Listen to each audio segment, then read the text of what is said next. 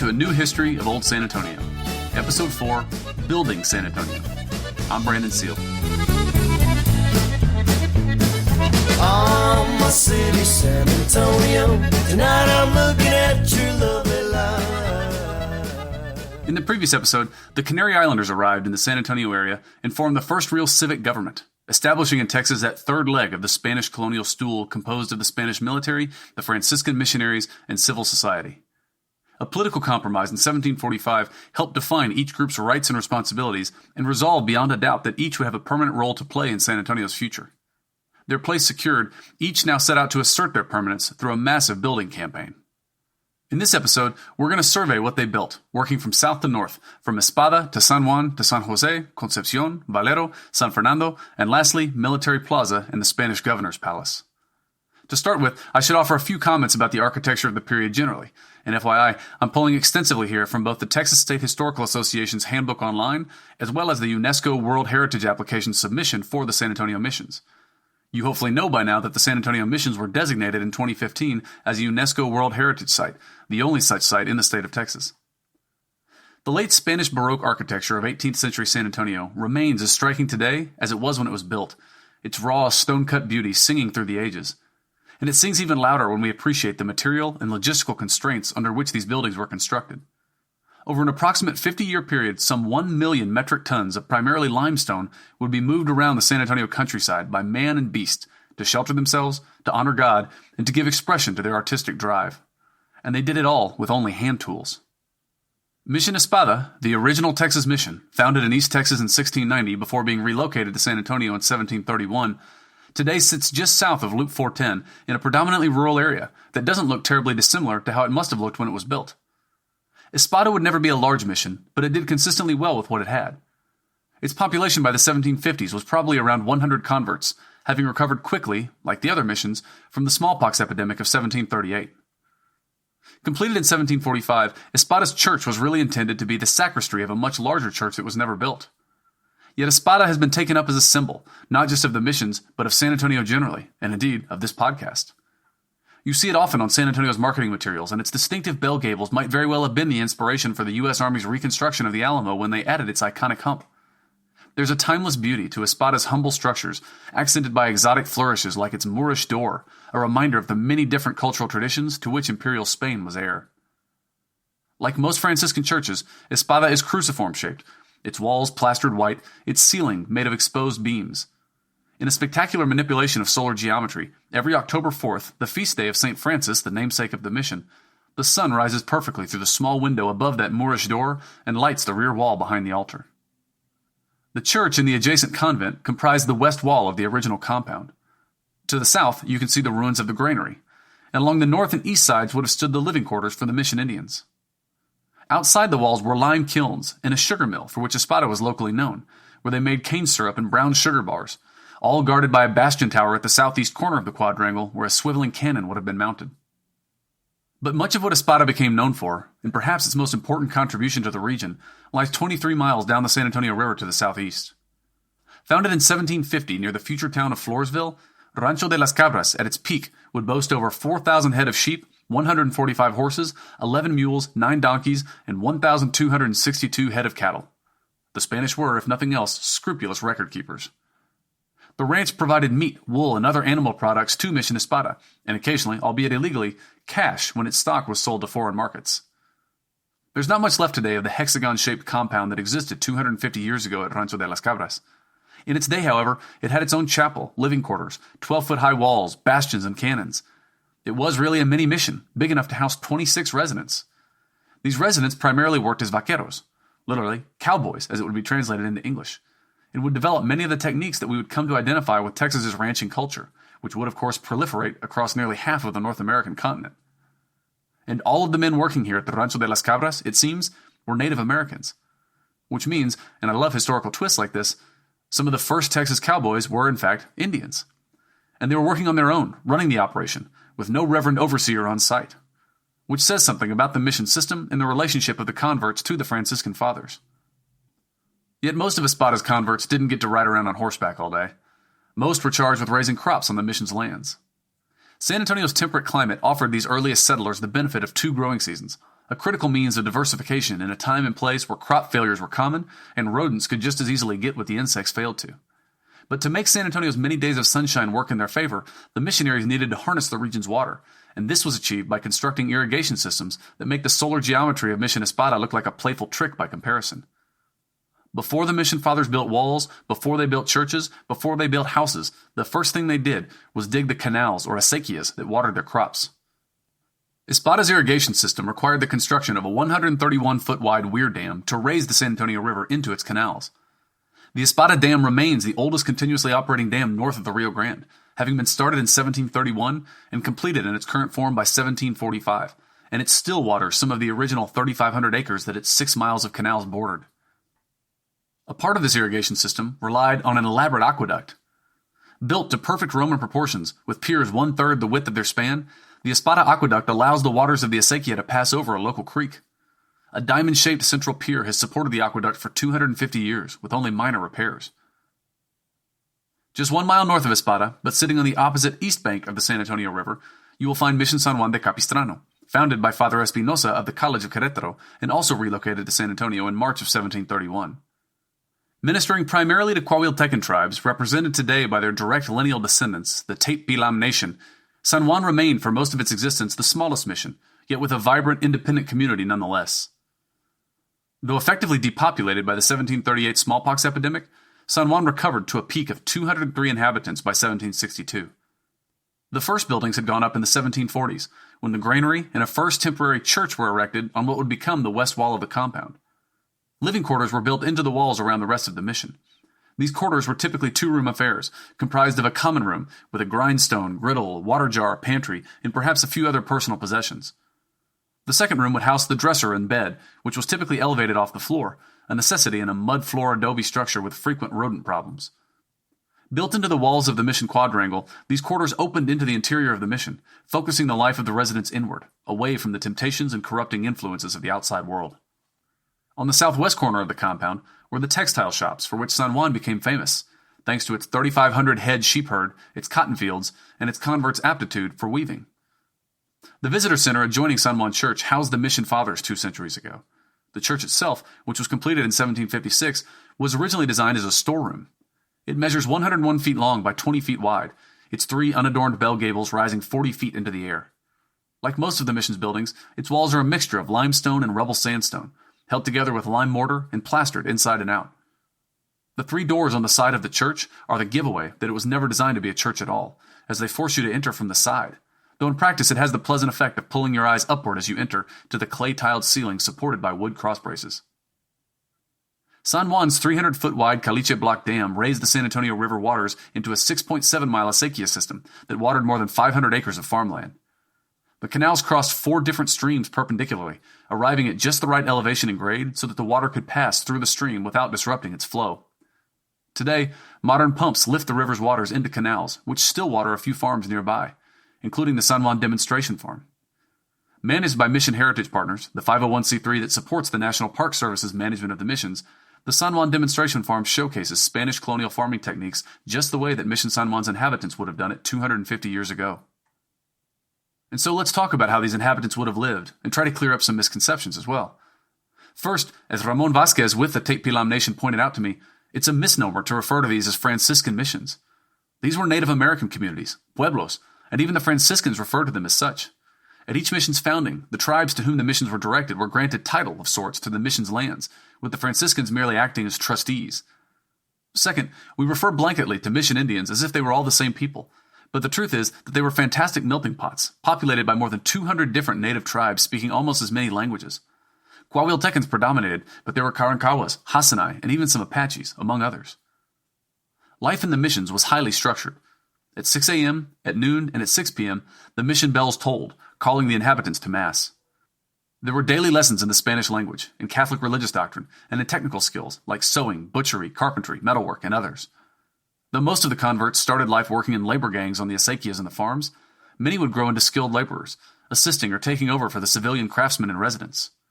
By the 1760s, many of these missions were almost entirely self-governing, like Rancho de las Cabras, with a supervisory class of native converts having grown up in their midst.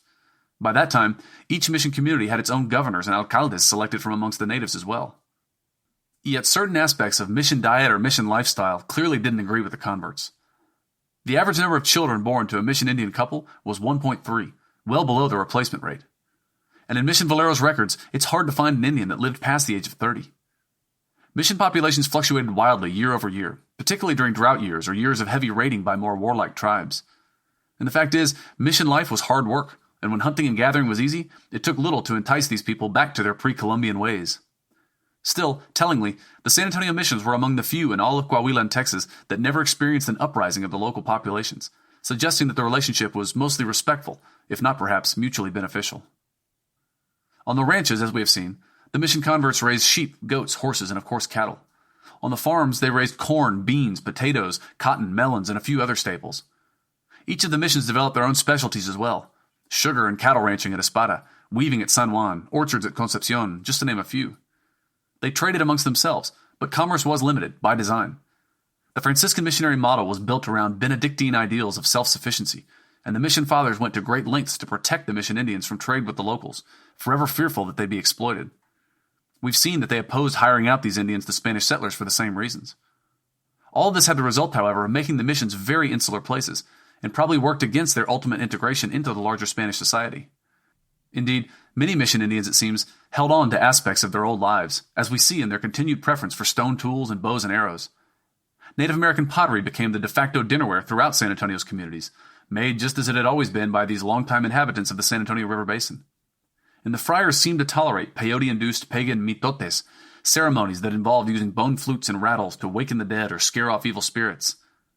Franciscan purists would condemn these indulgences when they later discovered them, yet the men on the ground understood the importance of allowing a local, autochthonous brand of religion to develop if the missions were to accomplish their long-term objectives of creating Hispano-Indian communities, rather than the Amerindian slave plantations which predominated elsewhere in New Spain.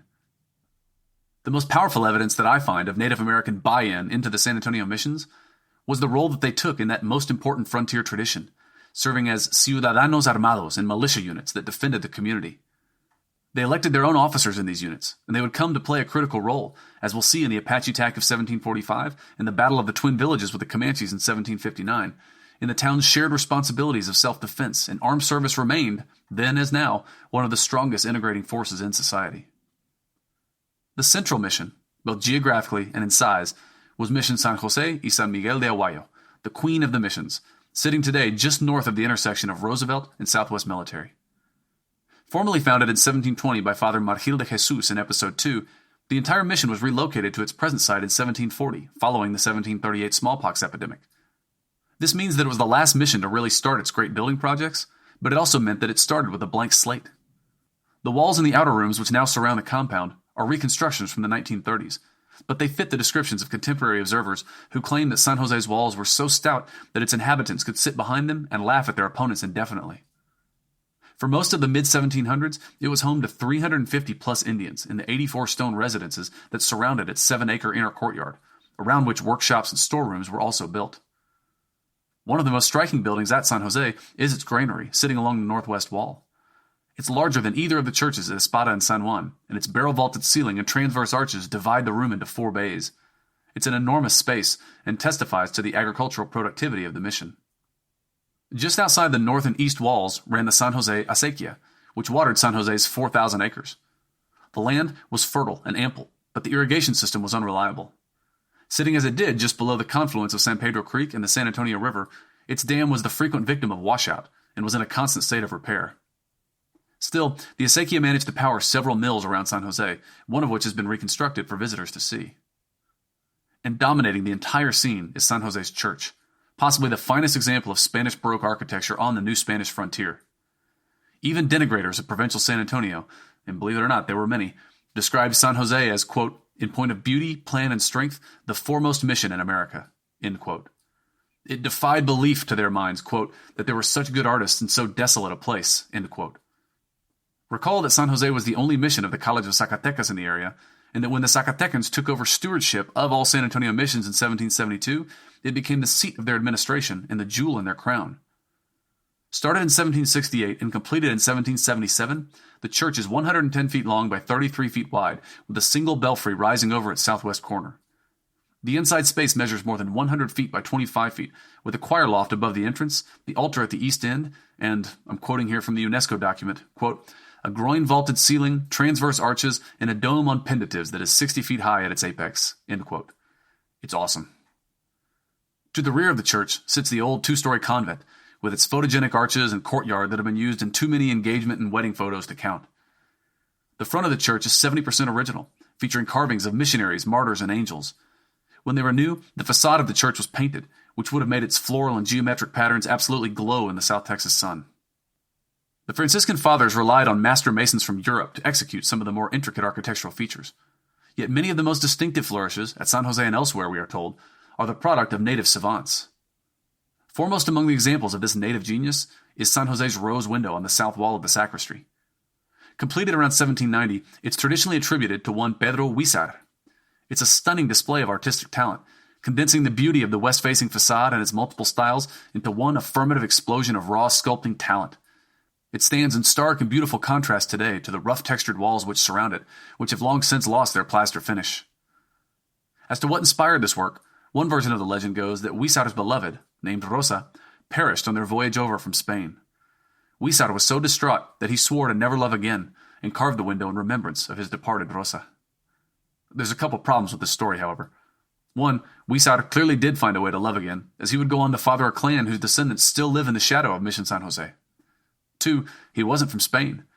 He first appears in the records as a mulatto from Aguascalientes who arrived in San Antonio in 1778. Whatever his roots, he was quite clearly a genius, a polymath who shows up as a carpenter, surveyor, businessman, and politician across many decades in San Antonio. It's not at all improbable to believe that such a talented individual could have carved something like the rose window. Today, the headquarters for the entire National Park Service's Mission's historical site sits adjacent to San Jose just outside its walls, and you should definitely take the opportunity to visit it. And while the mission grounds, with the exception of Mission Valero, the Alamo, are all run by the National Park Service, the churches themselves remain active Catholic parishes under the administration of the Archdiocese of San Antonio. As we move up the San Antonio River to Mission Concepcion, let's talk for a minute about San Antonio's unique relationship with water. Most people in this country don't even know where their water comes from. Most San Antonians, by contrast, can tell you the aquifer level on any given day and discourse at length on the comparative drought tolerance of St. Augustine, Bermuda, and Zoysia grasses. And in truth, it's San Antonio's hydrogeology that created the topographical, ecological, and ethnographical features that drove its founding in Episode 1. The blue hole or headwaters of the San Antonio River on the University of Incarnate Word's campus used to spew water 10 feet into the air. You can still find pictures of San Antonio's first municipal wells gushing many feet over the heads of the drillers who brought them in. And even just a few decades ago, catfish farms on San Antonio's south side could drill wells capable of flowing millions of gallons per day without any sort of artificial lift. It was this same hydrogeology that fed the springs that flowed into San Antonio's acequias. These acequias, as we have observed, are works of profound genius and precision. What these mission fathers saw, even before they settled in San Antonio, was that the general slope of the San Antonio Basin from its headwaters at San Pedro Springs and at the Blue Hole followed a near-perfect gradient, steep enough to flow without being so steep that the rushing waters might erode away their canal's banks. This still left the hard work, of course, of meandering the canals around slight hills, rises, and other creeks, which, as we have said, they did with only hand tools and largely untrained labor. Where they could, they lined the acequias with limestone, and you can still see the headgates of Mission Valero's irrigation system in Brackenridge Park, with their hand-cut limestone blocks quarried from the nearby pits, which are now the Sunken Gardens Theater and the San Antonio Zoo. They planted nopales or prickly pear cactus along the banks to prevent livestock from destroying the canals, which they ran through streams, over streams, and around streams, using engineering, aqueducts, and hollowed-out cypress trees as makeshift pipes and culverts. The old joke goes that San Antonio's roads were laid out by a blind Spaniard on a drunk mule, but that's the idiotic joke of the kind of person that thinks water comes from the faucet and electricity comes from the light switch. San Antonio's winding roads follow her original streams, acequias, and irregular plots of land, and pay homage to San Antonio's unique relationship with water. Because it was water, in truth, that defined San Antonio's land.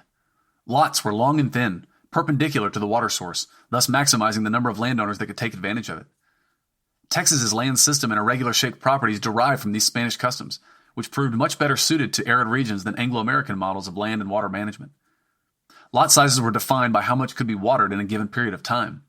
The standard lot size was a suerte, about 53 acres, the amount of land that could be watered in 24 hours through a canal the width of an ox's legs. The term suerte, or luck, was used because landowners drew lots to determine which days they irrigated. The winding mission trail we're on leads us now to Mission Nuestra Señora de la Purísima Concepción de Acuña, or Mission Concepción. Also transplanted from East Texas in 1731 by Father Felix Espinosa and built on the foundations of a failed earlier mission near the same spot, Mission Concepción would become the seat of the Querétaran missions in Texas. More than half of its converts were Carancahuas, giving Concepción a slightly different flavor than the other predominantly Coahuiltecan missions. It was always more agricultural than pastoral, too, boasting smaller herds of livestock but more expansive orchards and a wider variety of row crops. Its acequia system took advantage of the ditch started in 1722 at the previous mission and ran from a small dam near the current Presa Street Bridge through a channel that has since been paved over and named Roosevelt Street. In its day, the Concepción ditch was wide enough and deep enough that the mission fathers used small boats on it to transport themselves to and from town. Concepción's quadrangle, with its workshops and living quarters, had long since crumbled to the ground. All that remains today is the convent and the church. But what remains is magnificent. The church at Concepción is virtually unchanged from the day that it was finished in 1755, the oldest unrestored church north of the Rio Grande. When the Bishop of Guadalajara came in 1759 to dedicate it, he surely would have been impressed by what he saw, and by the 200-some-odd natives which Concepción supported for most of its existence. Its austere classical facade looked west, with symmetrical twin belfries rising 52 feet into the air. If it's imposing now, imagine what it must have looked like to the Native Americans back when its plastered walls were covered with brightly colored, stenciled frescoes which have long since been bleached by the sun. It would have been like putting virtual reality goggles on your grandfather who's never even seen a cell phone, though you can approximate the feeling by attending one of Concepción's periodic Restored by Light expositions, which paint the facade with lasers to imitate its original appearance. But Concepción is actually even more impressive inside. Its barrel-vaulted masonry roof with a transept crossing rises to 44 feet at its apex and runs 93 feet long and 53 feet wide. The walls are 4 feet thick of dressed limestone quarried on site. Some of the original decorations that once covered its plastered walls inside and out remain. My favorite is the mustachioed sun god who looks down from the convent ceiling. Depending on your perspective, he looks either like a Spanish face imposed onto a Native American religious symbol or a native face imposed onto a Christian one. It complements the baptismal font on the south wall, with its carving of native faces, crops, and geometry mixed with Christian symbolism as a reminder of the savvy of these Franciscan friars in incorporating easily recognizable Native American imagery into a Christian bill of sale. The most spectacular feature of Concepción is its solar geometry. Each year, on August 15th, the feast day of the Assumption of the Virgin Mary, at precisely 6:30 p.m., 30 minutes after worshippers would have been called to evening mass, 2 beams of light shoot through the church, one landing on the face of Mary sitting just above the altar, and the other on the floor under the dome of the sanctuary. The majesty and precision of it all should impress us today as much as it would have impressed its audience back then. As we leave Concepción and head into downtown San Antonio, it shouldn't be hard to appreciate just how close these missions really were to each other, only 7.7 miles separating Mission Valero from Mission Espada. This was, in fact, in violation of Spain's mission spacing regulations, which required that each mission be at least 1 day's ride apart. The San Antonio missions, however, were an early demonstration of what economic development folks might call a clustering effect. It allowed for the sharing of some resources and craftsmen, yet the mission sprawl also allowed for separate identities and specializations to develop at each mission as well. One mission, however, always struggled to maintain its identity independent of the civilian world around it. Mission San Antonio de Valero, the mission whose 1718 founding we mark as the birth of our city, would endure the most traumatic and dramatic history of any of the missions precisely because of its proximity to San Antonio's growing civilian communities just a few hundred yards away. And in case you haven't figured this out yet, the more common name for the Mission Valero is the Alamo. As discussed in the previous episodes, Mission Valero met with early success. Once established at its present location in 1724, it was well situated above the floodline and with easily irrigable lands. By 1756, it was home to some 328 Indians, making it second only to Mission San Jose in size. The first stone buildings were started in 1727, when the convent, today referred to as the Long Barracks, was begun on what would become the east wall of a compound that would eventually enclose a little more than 3 acres. The chapel was started in 1744 and completed in 1756. Sort of. It's probably more accurate to say that construction just stopped in 1756. It seems that the intention was to build up 2 twin belfries, such as at Concepción, but these were never completed, and its iconic hump, added in 1847, was the U.S. Army's way of both finishing out the facade and giving it a roof. When it was built, the only piece of the main church that was actually roofed was the sacristy. It was plastered and painted in yellow, red, blue, and black, sky and night colors that pose an interesting contrast to Concepción's sun imagery. The facade of the church was finished with handsome, though not overly elaborate touches, such as carved statuaries in the recesses framing its doors. Sitting on the northern edge of San Antonio's communities, Valero was the most exposed to attacks by Plains Indians, for which reason its walls were stoutly built 2 to 3 feet thick and 9 to 12 feet high.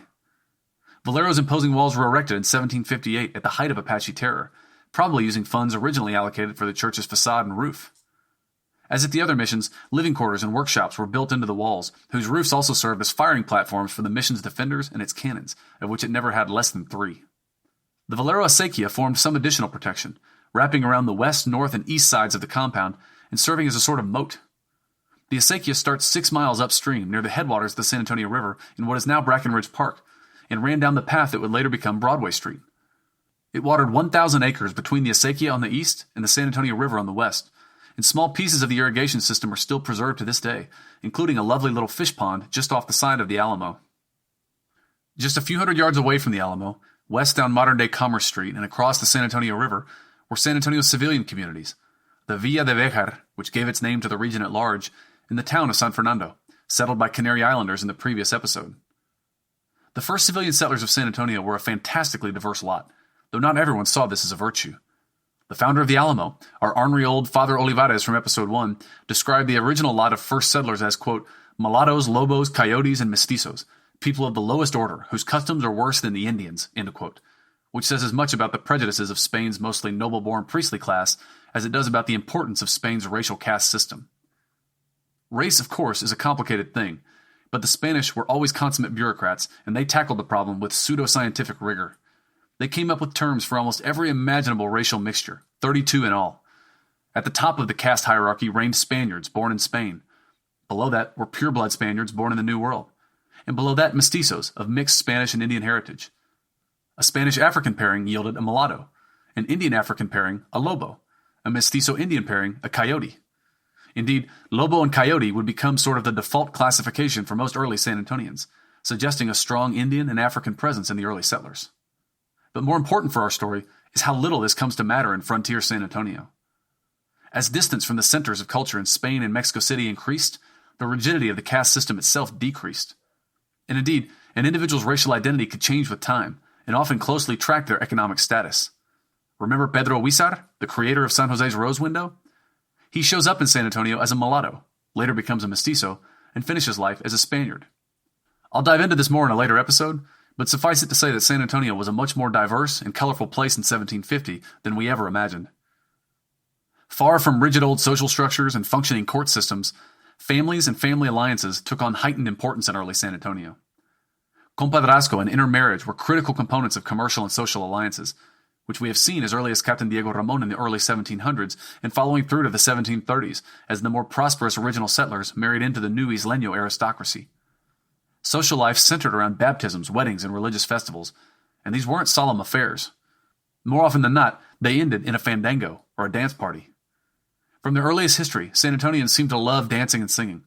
Indeed, for the first 150 years of San Antonio's existence, taxes on fandangos and musical performances will be one of the most significant sources of municipal revenue.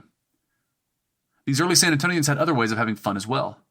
What they really loved were the games that later developed into the sport of rodeo. Let's rodeo San Antonio. Calf roping they called cabestros.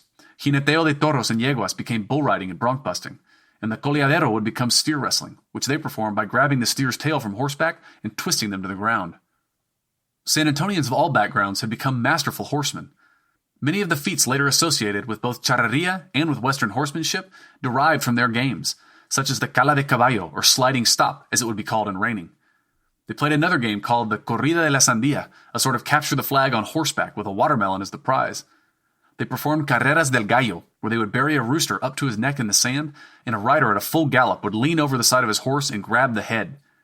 Setting aside the humaneness of the game, what we should take note of is that it's nearly identical to a game played by the horse Indians that so terrorized them. The land was shaping these settlers just as it had shaped the Native Americans for hundreds of years. Almost everyone in early San Antonio was a farmer, and everyone grew at least some of their own food. Many had livestock as well, which they kept on their ranchos outside of town. Even the less well-to-do worked cattle regularly, rounding up and slaughtering or selling the wild cattle that roamed the countryside in the thousands. And there were always a few weavers, leatherworkers, hatters, carpenters, masons, and blacksmiths, and often these skilled trades were populated by foreigners. Frenchmen, Irishmen, and even a German and a Canadian found their way to San Antonio in the mid-1700s. The diet revolved around corn tortillas, chiles, and beef. And yes, I'm still talking about 1750 San Antonio, not the present day. Other fruits and vegetables were available seasonally, but variety was not a feature of early San Antonio cuisine. This improved over time, however, as each new wave of immigration added their own seasonings and spices, such as the Canary Islanders' contribution of cumin and cilantro. Of the 1,500 or so people that buzzed around the mini San Antonios by 1760, some 661 of them lived in the town of San Fernando, centered around the church of the same name. Founded on July 2, 1731, the first stone for San Fernando Church was laid in 1738, but construction progressed slowly. Funded primarily by collections taken up from locals, this was San Antonio's first capital campaign, as Father David Garcia puts it, and the donations came from all different segments of society, vecino, isleño, and military, a further sign of the blurring of class and social boundaries. In 1748, seeing the widespread local support for the measure, the Viceroy finally approved a donation of 12,000 pesos. This allowed the community to bring in new stonemasons from San Luis Potosí, the first one having disappeared after murdering a local man whose wife he was sleeping with, to finish the work. In 1755, the church was complete. The Isleños named the church San Fernando for the King of Spain who had underwritten their journey here. And in honor of their Old World ties to the Canary Islands and their New World ties to Mexico, they chose two patron saints, the Lady of Candlemas and the Virgin of Guadalupe. Surviving wars, epidemics, and fires, San Fernando would be renovated and rebuilt many times, yet the original church walls remain today as the walls of the sanctuary. It remains one of the oldest continuously operating parishes north of the Rio Grande and the spiritual heart of the city, whose distances are all measured in relation to San Fernando's dome. The inhabitants of San Antonio built their houses around San Fernando on approximately 1-acre lots large enough for a dwelling, a food plot, and a small corral. They farmed their fields between the San Antonio River and San Pedro Creek, drawing water from the acequia which originated at San Pedro Springs. The San Pedro acequia ran along the path of the present-day Main Street, which derives its name from its previous moniker, the Main Ditch.